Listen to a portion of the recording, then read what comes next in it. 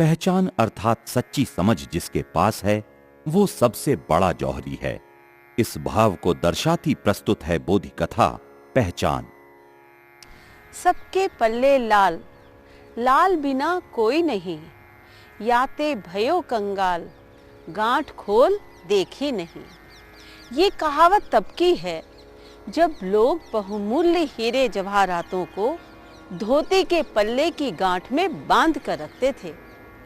इसी बात को इस दोहे में कहा है कि सबके पल्ले में बहुमूल्य लाल बंधे हैं, लेकिन उन्होंने अपने पल्ले की गांठ खोलकर ही नहीं देखी।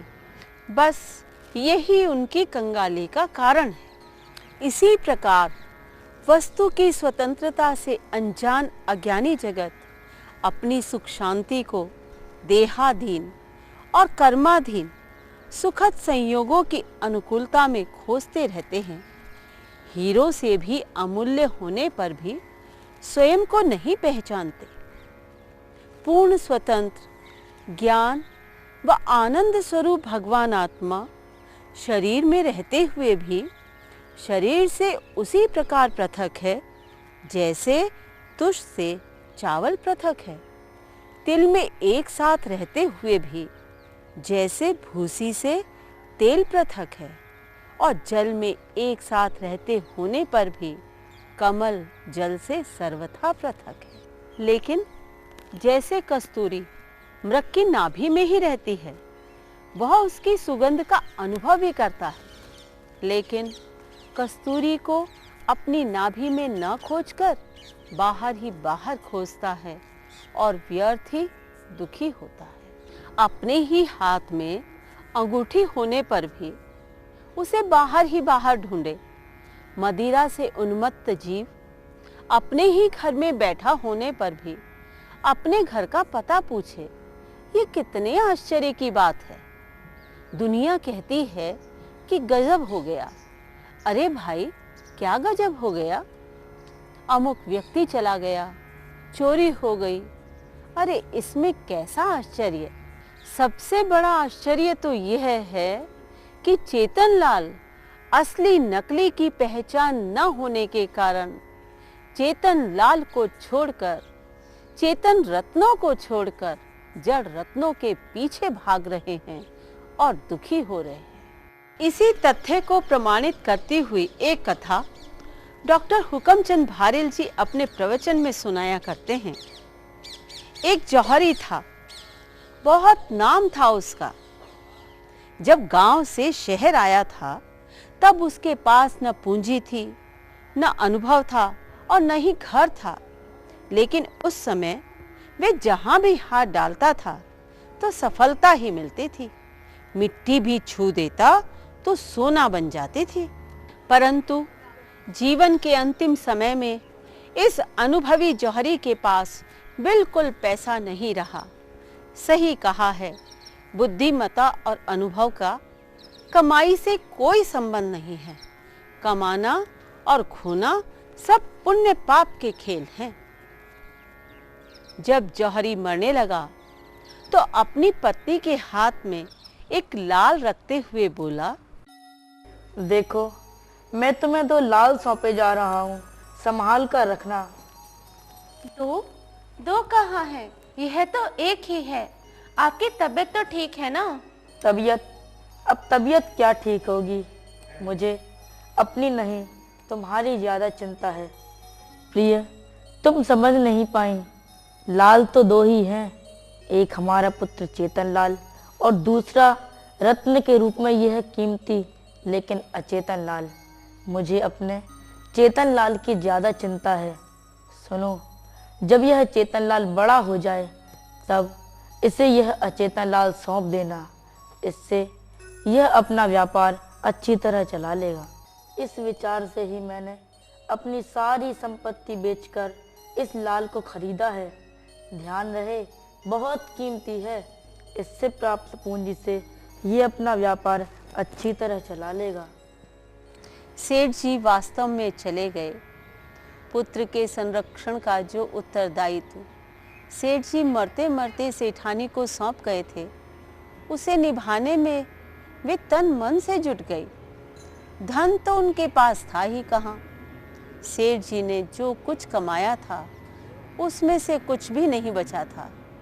नौकरों चाकरों से घिरी रहने वाली, जमीन पर भी पैर न रखने वाली सेठानी सिलाई कढ़ाई करती, पापड़ बेलती, पर किसी के सामने हाथ नहीं फैलाते थे। पुत्र के लालन पालन और शिक्षा दीक्षा में उसने कोई कमी नहीं रखी। स्वयं रूखा सूखा खाती, लेकिन अपने पुत्र को कभी कोई कमी महसूस नहीं होने देती थी। समय बीतते क्या देर लगती है।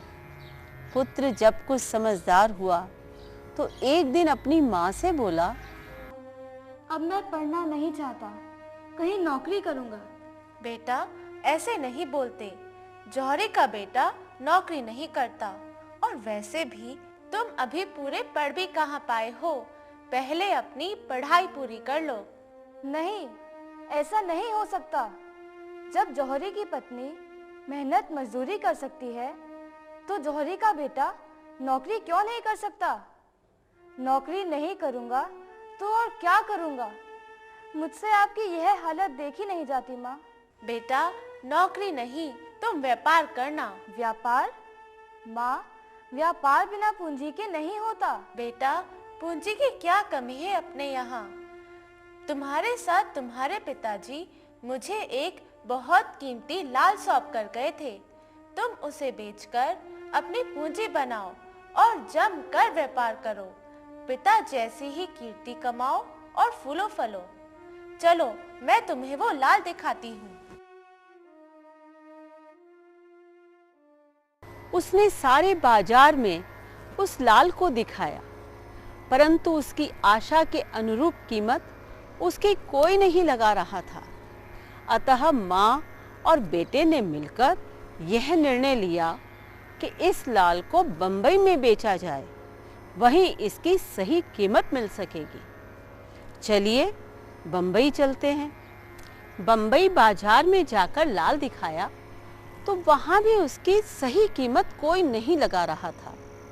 चारों ओर घिरे लोगों की संदेहास्पद गतिविधियों से वह सतर्क होने के साथ साथ चिंतित भी हो उठा। एक प्राचीनतम जौहरी यह सब देख रहे थे। उन्होंने अपने मुनीम को भेजकर उसे अपने पास बुलाया और सहज स्नेह से बोले, आओ बेटा, बैठो बेटा। मैं तुमसे दुकान पर ठीक से बात नहीं कर पाया, इसलिए तुम्हें घर ले आया।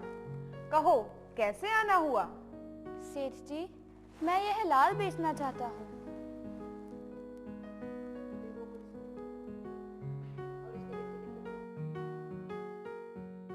कहाँ से आए हो? जयपुर से। अच्छा, जयपुर से? किसके बेटे हो? मैं झवेरी जवाहरलाल जी का पुत्र हूँ। जवाहरलाल जी के? वे तो हमेशा हमारे यहाँ ही ठहरते थे। वे हमारे अभिन्न मित्रों में से एक हैं। वे क्यों नहीं आए? अच्छे से तो हैं। जब सेठ जवाहरलाल जी बंबई आया करते थे तो बाजार में विशेष हलचल मच जाया करती थी और उनके रुख के आधार से ही तेजी मंदी तय हुआ करती थी। अब वे न हाथ में रखे लाल को देख रहे थे और न ही सामने बैठे चेतन लाल को। न मालूम कहाँ खो गए थे। जब चेतन लाल ने उनके स्वर्गवास की बात बताई तो एकदम होश में आ गए। अनेक प्रकार से दुख प्रकट करने लगे और खोद खोद कर अनेक प्रश्न पूछने लगे। कभी चेतन लाल को गौर से देखते तो कभी हाथ में रखे लाल को बारीकी से परखते, कभी संसार के स्वरूप का विचार करते तो कभी जीवन की क्षणभंगुरता के बारे में सोचने लगते। कभी जवाहरलाल के दुर्भाग्य पर दुखी होते तो कभी अपने दुर्भाग्य पर। उनके चेहरे पर आते जाते भावों को चेतन लाल बारीकी से पढ़ने की कोशिश कर रहा था, लेकिन उसकी गहराई तक पहुंचना संभव नहीं हो पा रहा था। जब बहुत समय हो गया तो उसके धैर्य का बांध टूट गया और उसने उनकी विचार श्रृंखला को बीच में ही तोड़ते हुए कहा, सेठ जी, आप इस लाल की क्या कीमत दे सकते हैं? मेरे पास इतनी संपत्ति कहाँ जो मैं इस लाल की कीमत चुका सकूं। इस पर तो मैं अपना सब कुछ न्यौछावर कर सकता हूँ, पर यह मेरे भाग्य में कहाँ। मेरी समझ में यह नहीं आ रहा कि बाजार में तो लोग इसकी बहुत कम कीमत लगा रहे थे, लेकिन आप अपार धन संपत्ति के मालिक, सबसे बड़े जौहरी, इसे इतना कीमती बता रहे हैं। अब आप बताइए कि मेरे लिए क्या आदेश है? आदेश तो तुम्हें क्या दूं, लेकिन यदि तुम चाहो तो एक सलाह अवश्य दे सकता हूं। अभी सीजन ऑफ है, अभी इसकी सही कीमत मिलना संभव नहीं है। बरसात निकल जाने के बाद व्यापारियों का आवागमन शुरू हो जाएगा, तभी इसकी सही कीमत मिल सकेगी। तब तक रुकना संभव नहीं। आप तो हमारी स्थिति जानते ही हैं। क्यों, क्या बात है? अब आपसे क्या छिपाएं? हमारे पास। तुम इसकी चिंता मत करो, हम सब व्यवस्था करेंगे। ऐसा कहकर सेठ जी ने उस लाल को एक तिजोरी में रखकर ताला लगा दिया और चाबी चेतन लाल को देकर कहा कि इस चाबी को आज ही रजिस्ट्री से अपनी माँ के पास भेज दो और एक स्लिप पर हस्ताक्षर करके इस तिजोरी को सील कर दो। उनके स्नेहपूर्ण व्यवहार से अभिभूत चेतन लाल कुछ भी ना बोल सका और उनका आदेश पालन करता गया। सेठ जी ने उसके रहने, खाने पीने आदि की समुचित व्यवस्था करने के पश्चात अपने सभी कर्मचारियों को आदेश दिया कि कोई भी माल चेतन लाल को बिना दिखाए न खरीदा जाए और न ही बेचा जाए। समय बीते क्या देर लगती है, 6 माह बीत गए। अब तो चेतन लाल की आंखों के सामने से लाखों रत्न निकल चुके थे। अब वह एक बहुत अच्छा जौहरी बन गया था। सीजन चालू हुआ, बाहर के व्यापारियों का आवागमन चालू हो गया, बाजार अपनी पूरी तेजी पर था। तो चेतन लाल ने अवसर देखकर सेठ जी से कहा कि सेठ जी, अब हमारा लाल भी बिकवा दीजिए। सेठ जी बोले, अब हम क्या बिकवाएंगे? अब तो तुम स्वयं बहुत होशियार हो गए हो। माँ से चाबी मंगा लो और लाल निकालकर स्वयं बेचो। 8 दिन में चाबी भी आ गई। उसने स्वयं सील तोड़कर तिजोरी खोली और लाल निकाला। वह लाल को देखते ही हक्का बक्का रह गया। वह तो कांच का टुकड़ा मात्र था। उसकी आंखों से झरझर आंसू बहने लगे। उसने उस लाल को समुद्र में फेंक दिया और फूट फूट कर रोने लगा। बेटा चेतन, क्या बात है? क्या हुआ बेटा? सेठ जी, आपने मुझे धोखा दिया, मुझसे झूठ बोला, मुझे कर्जे में डुबो दिया। कैसा झूठ, कैसा धोखा, कैसा कर्जा? उस कांच के टुकड़े को आपने बेशकीमती लाल बताया और 6 महीने में मुझे हजारों रुपए देकर अपना कर्जदार बना लिया। अब मैं आपका कर्जा कहां से चुकाऊंगा? अरे पागल, मैंने तो चेतन लाल को अर्थात तुम्हें बेशकीमती बताया था। सो तू ही बता, जिसे 6 माह के अनुभव से ही असली नकली की परख हो गई हो, वह बेशकीमती लाल है या नहीं? अरे, जीवन भर लाल परखने का धंधा करने वाले तेरे पिताजी भी जिसे ठीक से नहीं परख सके, उसे तूने 6 माह के अनुभव से ही परख लिया। तू अपनी शक्ति को तो पहचान। आपने मुझसे तभी सब कुछ स्पष्ट क्यों नहीं कहा? बेटा, तब कहता तो तुझे विश्वास ही नहीं आता, और यदि विश्वास आ भी जाता तो तू इस और बढ़ता ही नहीं, जौहरी बन ही ना पाता, पुरुषार्थहीन हो जाता। बेटा, स्वयं से किया गया निर्णय ही लाभदायक होता है। इतने अनुभवी मेरे पिता से आखिर ऐसी गलती हुई कैसे? देखो बेटा, जब खोटा समय आता है ना, तो बड़े बड़े बुद्धिमानों की बुद्धि पर भी पत्थर पड़ जाते हैं। जो तुम आज सोच रहे हो, उस दिन मैं भी इसी उलझन में उलझ गया था। खैर छोड़ो, जो कुछ हुआ सो ठीक ही हुआ। कम से कम तुम और तुम्हारी माँ इस भ्रम से खड़े तो रहे। यह सब जानते हुए भी आपने अपने को अभागा और मेरे पिता को भाग्यवान क्यों कहा था? तू चाहे तो मुझे भी भाग्यवान बना सकता है और अपना सारा कर्जा भी उतार सकता है। मैं आपको क्या भाग्यवान बनाऊंगा, लेकिन हाँ, आपका कर्जा जरूर उतारना चाहता हूँ। कोई उपाय हो तो बताइए। बेटा, मैं अपनी सारी संपत्ति देकर भी तुझे पाना चाहता हूँ, गोद लेना चाहता हूँ, अपनी सारी संपत्ति का उत्तराधिकारी बनाना चाहता हूँ। बेटा, जिस दिन से तुझे देखा है, बस उसी दिन से मेरे मन में यह भावना निरंतर प्रबल हो रही है। आपने कहा तो कभी नहीं। बेटा, मैंने तो अनेक बार कहा, पर तू समझा ही नहीं, तो मैं क्या करूं? क्या मैंने नहीं कहा था कि मैं सारी संपत्ति देकर भी इस लाल की कीमत नहीं चुका सकता?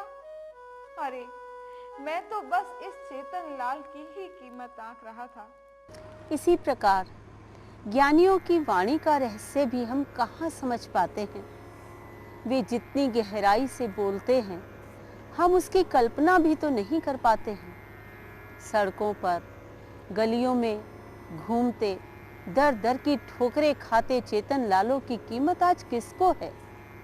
आज तो सभी जड़ रत्नों के पीछे भाग रहे हैं। हम स्वयं चेतन लाल हैं, पर अपने को पहचान नहीं पा रहे हैं। होना तो महत्वपूर्ण है ही, पर जानने पहचानने का भी महत्व है। हम स्वयं ज्ञान के घन पिंड हैं, आनंद के कंद हैं, लेकिन अपने को पहचाने बिना कंगाल हो रहे हैं। यदि अतीन्द्रिय ज्ञान और आनंद की कंगाली दूर करना है, तो स्वयं को जानना होगा, पहचानना होगा, मिथ्यात्व की गांठ खोलनी होगी।